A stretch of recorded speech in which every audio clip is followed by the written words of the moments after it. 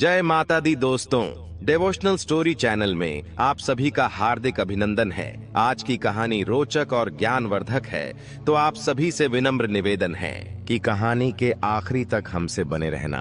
तो चलिए दोस्तों, कहानी को शुरू करते हैं। बहुत पुराने समय की बात है। किसी गांव में दयानंद नाम का एक किसान अपने बेटे रूपेश और अपनी पत्नी लता के साथ रहता था। दयानंद और रूपेश दोनों बाप बेटे एक छोटी सी जमीन पर खेती किया करते थे, जिससे उनका गुजारा चलता था। दोनों बाप बेटे बहुत ही मेहनती थे। एक दिन दयानंद ने अपने बेटे रूपेश से कहा, बेटा, बारिश का समय आने वाला है, इसलिए जल्दी से चलकर बीज बो देना चाहिए। रूपेश ने अपने पिता से कहा, पिताजी, आप सही कह रहे हैं। इस समय हमें लगता है कि हमारी फसल इस वर्ष बहुत अच्छी होगी। दयानंद अपने बेटे की बात सुनकर कहने लगा, हाँ बेटा, तुम सही कह रहे हो। हम तो इसी उम्मीद पर काम करते हैं। इस तरह से दोनों बाप बेटे का सारा समय इसी में निकल गया। दयानंद बहुत ही गरीब था, लेकिन वह भगवान को बहुत मानता था। वह नित्य काम पर निकलने से पहले भगवान को याद करता और उसके बाद ही काम पर जाता था। वह रोज खेत पर जाने से पहले मंदिर के बाहर बैठने वाले एक साधु महात्मा को प्रणाम करने के बाद ही काम पर जाता था। साधु बड़े ही ज्ञानी और भक्ति वाले थे, भगवान की भक्ति में हमेशा लीन रहते थे। दयानंद हमेशा उनके सामने प्रार्थना करता था, बाबा, हमारी गरीबी कब दूर होगी, कब हमारे अच्छे दिन आएंगे। साधु हर बार उसे यही समझाते, तुम भगवान के ऊपर विश्वास रखो, भगवान सबकी सुनता है, वह तुम्हारी भी सुनेगा और तुम्हारी सभी परेशानियों का हल करेगा। एक दिन की बात है कि दयानंद बहुत परेशान था। वह काम पर निकला और अपनी आदत के अनुसार पहले साधु बाबा के दर्शन करने के लिए चला गया। साधु बाबा के पास जाकर वह रोने लगा और कहने लगा, बाबा, आप तो सब जानते हो, मेरी परेशानी का हल करो, जिससे मैं सुखी जीवन व्यतीत कर सकूं। साधु ने दयानंद को इस तरह रोते हुए देखा तो उसके ऊपर तरस आ गया। साधु ने उससे कहा, बेटा, तुम चिंता मत करो, तुम्हारी सभी परेशानियां जल्द ही खत्म हो जाएंगी। लेकिन एक बात याद रखना, तुम रोज भगवान को पहले की तरह याद करते रहना, भगवान तुम्हारी जल्दी ही सुनेंगे। फिर साधु ने कहा, दयानंद, तुम एक दिन राजा बनोगे। दयानंद साधु की बात सुनकर बहुत खुश हुआ, लेकिन फिर मायूस होकर साधु से कहने लगा, बाबा, यह कैसे हो सकता है? मुझ जैसा गरीब आदमी राजा कैसे बन सकता है? साधु ने उनकी बात सुन करके कहा, बेटा, तुम भगवान के ऊपर विश्वास रखो, जो मैंने कहा है वह जरूर पूरा होगा, तुम एक दिन राजा अवश्य बनोगे। लेकिन एक बात याद रखना, किसी भी प्रकार के लालच में मत पड़ना, क्योंकि लालच अच्छे अच्छे लोगों को बर्बाद कर देता है, उनकी पीढ़ियां तक बर्बाद हो जाती हैं। इसीलिए जो कुछ भी करो, सोच समझ कर करना। साधु की बात सुनकर दयानंद ने कुछ देर तक सोचा, फिर साधु को हाथ जोड़कर प्रणाम किया और खेत पर चला गया। खेत पर उसका बेटा रूपेश पहले ही पहुंच गया था। दोनों बाप बेटे मिलकर खेत में काम करने लगे। वे जल्दी जल्दी खेत को खोदने लगे, ताकि बारिश आने से पहले बीजों को अच्छी तरह से बोया जा सके और फसल अच्छी हो जाए। दोनों जी तोड़ मेहनत कर रहे थे। काम करते करते धीरे धीरे सारा दिन बीत गया और शाम हो गई। दयानंद जमीन खोद रहा था और उसका बेटा रूपेश बीज बो रहा था। तभी रूपेश को एक चमकीली चीज नजर आई, जो खेत के बीच में चमक रही थी। रूपेश ने उसे देखकर हैरानी से अपने पिता को जमीन खोदने से रोक दिया। दयानंद उसकी बात सुनकर रुक गया। तभी रूपेश उसके पास पहुंचा और बड़े ध्यान से देखने लगा। उसने देखा कि जमीन में एक छोटा सा बक्सा दबा हुआ था। रूपेश ने अपने पिता से कहा, पिताजी, जमीन में कोई बक्सा गड़ा हुआ है। दयानंद ने जब देखा तो बोला, बेटा, तुम सही कह रहे हो, लेकिन यह बक्सा यहाँ कौन दबा कर गया है? चलो इसे निकाल कर देखते हैं। दोनों ने बड़ी मेहनत से बक्से को बाहर निकाला। बक्से को देखकर दयानंद कहने लगा, बेटा, यह बक्सा तो पुराने समय का लगता है। दयानंद ने बक्से को उठाया। वह मन ही मन खुश हो रहा था और सोच रहा था कि इसमें कोई खजाना होगा। इसके बाद दोनों बक्से को खोलने लगे। जब उन्होंने बक्से को खोला तो उसमें से एक चमकीला हीरा निकला। उसी के साथ में एक कागज की पर्ची भी पड़ी हुई थी। दयानंद पढ़ा लिखा नहीं था, इसलिए उसने वह पर्ची रूपेश को दे दी और कहा, बेटा, देखो इसमें क्या लिखा है। रूपेश ने पर्ची को खोला। उसमें लिखा था, यह हीरा कोई मामूली हीरा नहीं है, यह इच्छाएं पूरी करने वाला हीरा है। लेकिन एक बात याद रखना, यह हीरा सभी इच्छाएं पूरी कर सकता है, पर मरे हुए व्यक्ति को जीवित नहीं कर सकता। दयानंद ने उत्सुकता से पूछा, बेटा इस पर्ची में क्या लिखा है? क्या यह कोई खजाने का नक्शा है? रूपेश ने पर्ची पर लिखा हुआ सब कुछ पढ़ा और हैरानी से अपने पिता को बताया, नहीं पिताजी, इसमें लिखा है कि यह हीरा सभी इच्छाएं पूरी कर सकता है। दयानंद ने यह सुनकर कहा, बेटा यह क्या मजाक लिखा है? क्या कभी ऐसा हो सकता है? इस हीरे को वापस बक्से में रख दो, इससे हमारा काफी समय बर्बाद हो चुका है। रूपेश बहुत ही समझदार था। उसने कहा, पिताजी आप रुकिए, हम इससे कुछ मांग कर देखते हैं कि पर्ची में जो लिखा है वह सही है या गलत। रूपेश सोचने लगा कि हीरे से क्या मांगा जाए। तभी उसकी नजर अपने पिता के पैरों पर पड़ी। उसने देखा कि उनके पैरों में चप्पल नहीं है। उसने हीरे को अपने हाथ में लिया और कहा, हे चमत्कारी हीरे, पिताजी के लिए एक जोड़ी चप्पल दे दो। जैसे ही रूपेश ने यह कहा, एक चमत्कार हो गया। दयानंद के पैरों में नई चप्पल आ गई। दयानंद यह देखकर बहुत हैरान हुआ और कहने लगा, बेटा यह हीरा तो सच में बड़ा कमाल का है। तभी दयानंद को साधु की बात याद आ गई। बेटा तुम चिंता मत करो, भगवान बहुत जल्दी सब कुछ ठीक कर देंगे। वह समझ गया कि यह सब साधु के वरदान के कारण ही हुआ है। उसने साधु को मन ही मन श्रद्धा से याद किया। रूपेश कहने लगा,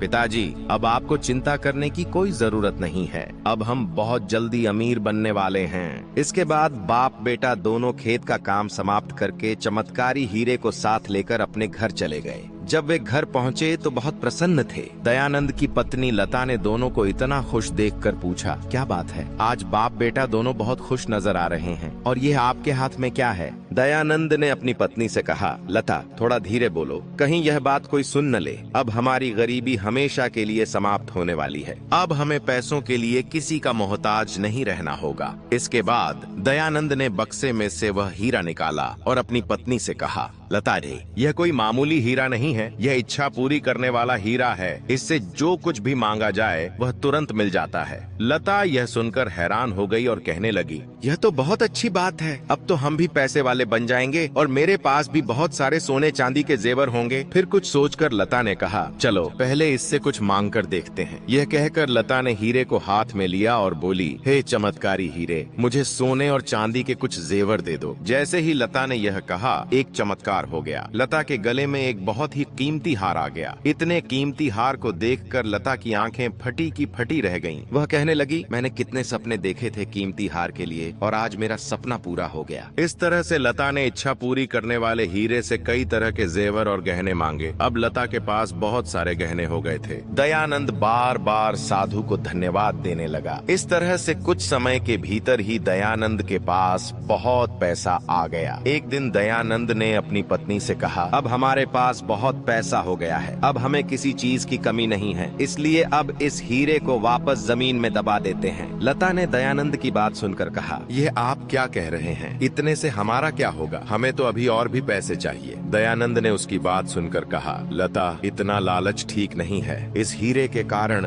हम किसी परेशानी में न फंस जाएं। मुझे तो इस हीरे से अब डर लगने लगा है। दयानंद के बार बार समझाने पर भी लता उसकी बात नहीं समझ रही थी। वह हीरे को अपने साथ लेकर अंदर चली गई। वहीं दूसरी तरफ दयानंद की तरक्की देखकर गांव के लोग उससे जलने लगे। दयानंद के अचानक अमीर बनने की बात पूरे गांव में फैलने लगी। यह बात धीरे धीरे फैलते फैलते गांव के जमींदार तक पहुंच गई। कुछ चापलूस लोग जमींदार के पास गए और उससे कहने लगे, जमींदार जी, बहुत जल्दी आपकी जिम्मेदारी समाप्त होने वाली है, क्योंकि अब आपसे भी ज्यादा धनवान हमारे गांव का दयानंद बन गया है। अचानक पता नहीं उसके पास इतना सारा धन और इतना सारा सोना कहां से आ गया। ऐसा लगता है जैसे उसकी किस्मत ही बदल गई हो। लोगों की बात सुनकर जमींदार हैरान रह गया। वह कहने लगा, तुम उस दयानंद की बात कर रहे हो जिसके पास बस थोड़ी सी जमीन थी? वह मुझसे आगे कैसे बढ़ गया? लगता है उसके हाथ कोई बड़ा खजाना लग गया है। इसके बाद जमींदार ने अपने आदमियों को बुलाया और कहा,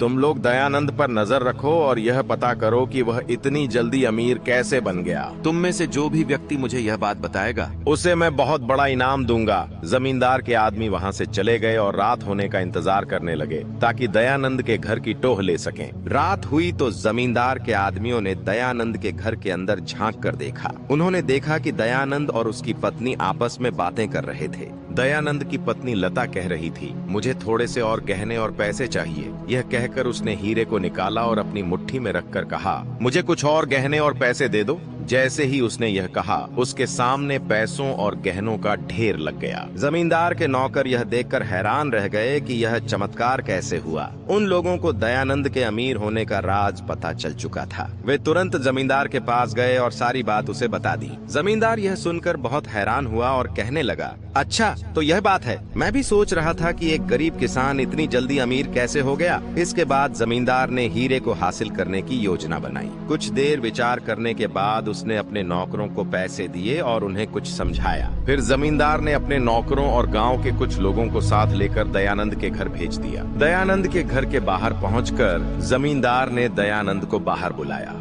दयानंद बाहर आया और कहने लगा, कहिए जमींदार जी, कैसे आना हुआ हमारे यहाँ। जमींदार ने उसकी बात सुनकर कहा, मुझे तुम्हारे अमीर होने का राज पता चल गया है। जमींदार ने गुस्से में कहा, तुम्हें जो इच्छा पूरी करने वाला हीरा मिला है वह हमारे गांव की जमीन से मिला है और वह जमीन मेरे क्षेत्र में आती है, इसलिए वह हीरा अब मेरा हुआ, उस पर तुम्हारा कोई अधिकार नहीं है। दयानंद ने उसकी बात सुनकर कहा, वह हीरा मेरा है क्योंकि वह मेरी जमीन से निकला है, इसलिए वह मेरा हुआ। भले ही वह जमीन आपके क्षेत्र में आती है, लेकिन जमीन का मालिक तो मैं ही हूँ। जमींदार ने उसकी बात सुनकर गुस्से में कहा, तुम्हारी भलाई इसी में है कि तुम चुपचाप वह हीरा मेरे हवाले कर दो, नहीं तो मैं महाराज को सारी बात बता दूंगा, जिससे तुम्हें चोरी के इल्जाम में बड़ी सजा होगी। इस तरह से दयानंद और जमींदार के बीच विवाद होने लगा। दयानंद ने इच्छा पूरी करने वाला हीरा देने से इनकार कर दिया, लेकिन जमींदार ने अपनी ताकत का इस्तेमाल किया। उसने दयानंद को मारपीट कर हीरा छीन लिया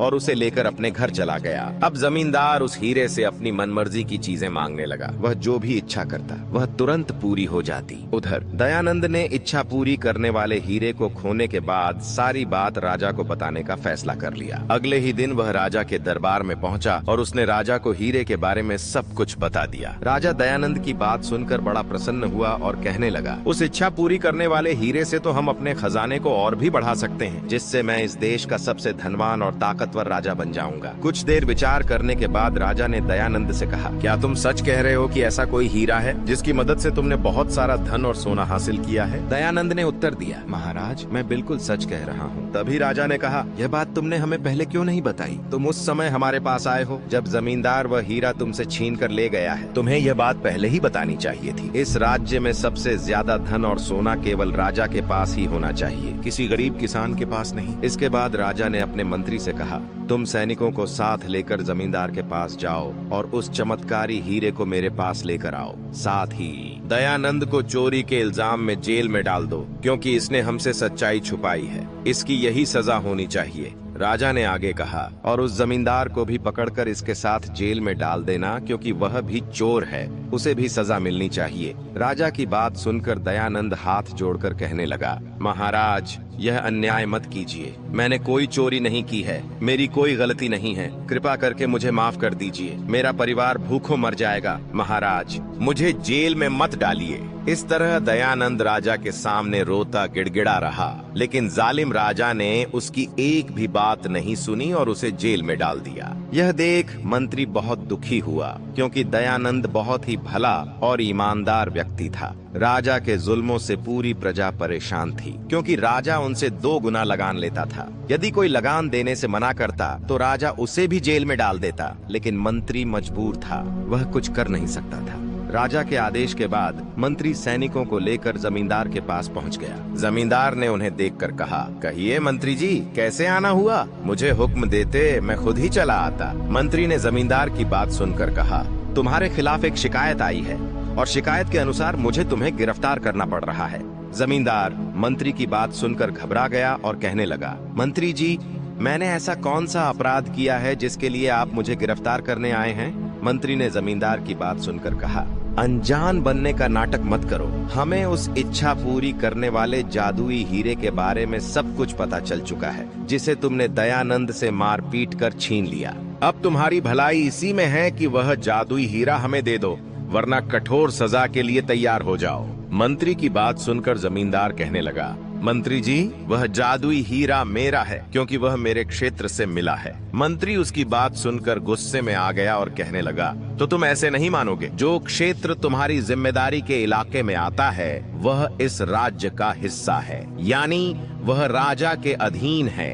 इसलिए अब वह जादुई हीरा राजा के पास जाएगा। अगर तुमने नहीं दिया तो तुम्हें बहुत कठिन दंड मिलेगा। जमींदार मंत्री की बात सुनकर घबरा गया और कहने लगा, मंत्री जी, अगर ऐसी बात है तो आप हीरा ले जाइए, लेकिन मुझे वचन दीजिए कि मेरे ऊपर कोई कार्रवाई नहीं होगी। इतना कहकर जमींदार घर के अंदर चला गया और जादुई इच्छा पूरी करने वाले हीरे को लेकर बाहर आ गया। उसने हीरा मंत्री को सौंप दिया। जैसे ही जादुई हीरा मंत्री के हाथ में आया, मंत्री ने सैनिकों से कहा, इस जमींदार को चोरी के जुर्म में गिरफ्तार कर लो। इसने एक किसान से मारपीट कर यह हीरा छीना है, इसलिए अब इसे कठोर सजा मिलेगी। मंत्री की बात सुनकर जमींदार के पैरों तले जमीन खिसक गई। वह हाथ जोड़कर मंत्री से कहने लगा, नहीं मंत्री जी, मेरे साथ ऐसा मत कीजिए। आपने मुझे वचन दिया था कि आप मुझे गिरफ्तार नहीं करेंगे। मंत्री ने जमींदार की बात सुनकर कहा, जमींदार, मैं तो राजा के आदेश का पालन कर रहा हूँ। इस तरह जादुई हीरे और जमींदार को लेकर मंत्री वापस राजमहल चला गया। राजमहल पहुंचकर मंत्री ने जादुई इच्छा पूरी करने वाले हीरे को राजा के सामने रख दिया और जमींदार को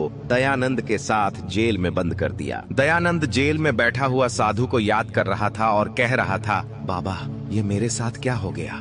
आपने मुझे कैसा अनोखा वरदान दे दिया। तभी दयानंद ने अपने सामने जमींदार को देखा और कहने लगा, जमींदार, आप यहाँ कैसे? दयानंद की बात सुनकर जमींदार बड़े मायूस स्वर में कहने लगा, हाँ दयानंद, तुम मुझे माफ कर देना। दयानंद ने उसकी बात सुनकर कहा, मुझे पहले से ही आभास हो रहा था कि इस जादुई इच्छा पूरी करने वाले हीरे की वजह से कोई न कोई संकट आने वाला है, और देखो ऐसा ही हो गया। उधर दूसरी तरफ राजा उस जादुई हीरे से सोना, चांदी, हीरे, मोती और आभूषण मांगकर रात दिन अपने खजाने को बढ़ाता चला गया। राजा के पास पहले से भी ज्यादा धन दौलत हो गई। राजा की अपार धन दौलत की खबर दूसरे राजाओं तक भी पहुंच गई।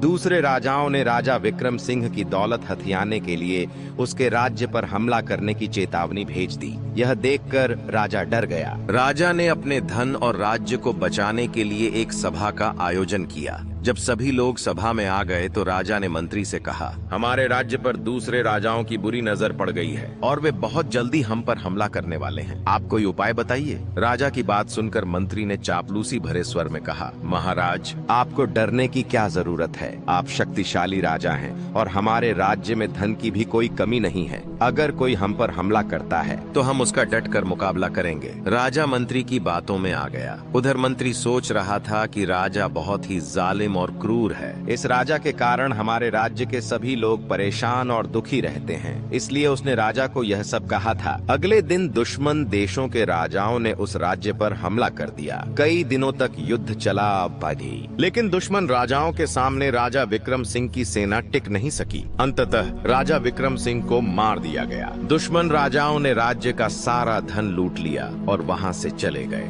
राजा की मृत्यु की खबर पूरे राज्य में फैल गई। जब लोगों ने यह खबर सुनी तो उन्होंने खुशियां मनाई और एक दूसरे से कहने लगे, अब हम चैन से जी सकेंगे। राजा ने हमारा जीना हराम कर दिया था। अच्छा हुआ जालिम राजा मर गया। राजा की मृत्यु के बाद दरबार खाली खाली सा हो गया। किसी भी राज्य को चलाने के लिए राजा का होना बहुत जरूरी होता है। इसलिए मंत्री और राज पुरोहित दोनों ही चिंता में पड़ गए कि अब क्या किया जाए। मंत्री की बात सुनकर राज पुरोहित ने कहा, राज्य में लोग राजा की मृत्यु पर खुशियां मना रहे हैं क्योंकि उन्हें जालिम राजा से छुटकारा मिल गया है। यह बात हम भी जानते हैं कि हमारा राजा बहुत ही बेरहम और जालिम था। इसलिए अब हमें बहुत सोच समझकर किसी नेक, ईमानदार और भले आदमी को इस राज्य का राजा बनाना चाहिए। ऐसा व्यक्ति होना चाहिए जिसके दिल में प्रजा के लिए दया हो और जो राज्य को कुशलता पूर्वक संचालित कर सके। राज्य की भलाई भी इसी में है। राजपुरोहित की बात सुनकर मंत्री ने कहा, पुरोहित जी, आपने बिल्कुल सही कहा। मैंने भी राजा के आदेश से 2 लोगों को जेल में बंद किया था। अब मैं सबसे पहले उन्हें आजाद करता हूँ। इसके बाद राजपुरोहित और मंत्री इच्छा पूरी करने वाले जादुई हीरे को लेकर दयानंद के पास पहुँचे। दयानंद के पास पहुँचकर मंत्री ने उसे सारी बात बताई और फिर दयानंद और जमींदार को जेल से आजाद कर दिया। मंत्री की बात सुनकर दयानंद ने कहा, मंत्री जी, किसी ने सही कहा है कि लालच बहुत बुरी चीज होती है। जो व्यक्ति लालच करता है उसका एक न एक दिन अंत जरूर हो जाता है और वह इतनी गहराई में गिर जाता है कि उसे संभलने का मौका भी नहीं मिलता। वहाँ से निकलना मुश्किल हो जाता है। फिर भी भगवान की दया है कि मैं अभी भी इस स्थिति में हूँ। इसी लालच के कारण मैं अपने परिवार से अलग हुआ और यही लालच राजा की मृत्यु का कारण भी बना। यह सब कुछ इसी इच्छा पूरी करने वाले जादुई हीरे के कारण हुआ है। इसलिए मैं अभी इस जादुई हीरे को पानी में डुबा देता हूँ। ना रहेगा बांस, ना बजेगी बांसुरी। यह कहकर दयानंद ने इच्छा पूरी करने वाले उस जादुई हीरे को पानी में बहा दिया। मंत्री और राज पुरोहित यह देखकर बहुत खुश हुए। उनकी नजर में दयानंद के प्रति इज्जत और बढ़ गई। उन्हें दयानंद बड़ा ही भला और नेक आदमी लगा। उन्होंने सोचा कि दयानंद बहुत ही योग्य और कुशल है, वह राज्य के लोगों के लिए अच्छे कार्य करेगा। इसके बाद उन्होंने दयानंद को उस राज्य का राजा बना दिया। अब राज्य के सभी लोग खुशी खुशी अपना जीवन बिताने लगे, क्योंकि दयानंद अपनी प्रजा का बहुत ध्यान रखता था। वह उनके सुख दुख में पूरी तरह से साथ देता और हर संभव मदद करता। यह कहानी हमें यह सिखाती है कि हमेशा गुरु के कहे हुए रास्ते पर चलना चाहिए। गुरु जो कहते हैं वह हमारे हित के लिए होता है। यदि व्यक्ति गुरु की बातों को सुनकर और समझकर उन पर अमल करता है तो उसका कल्याण अवश्य होता है। गुरु अपने शिष्य को सही राह दिखाते हैं। वह चाहे तो हमें सब कुछ दे सकते हैं, लेकिन उनकी हर बात का पालन करना हमारे लिए आवश्यक है। गुरु का कहा हुआ एक भी वाक्य गलत नहीं होता है। दोस्तों, ये कहानी आपको कैसी लगी? हमें अपने विचार कमेंट करके जरूर बताएं। अगर यह कहानी आपको अच्छी लगी हो तो इसे लाइक और शेयर करें। चैनल को सब्सक्राइब करना न भूलें। जय जय माता दी।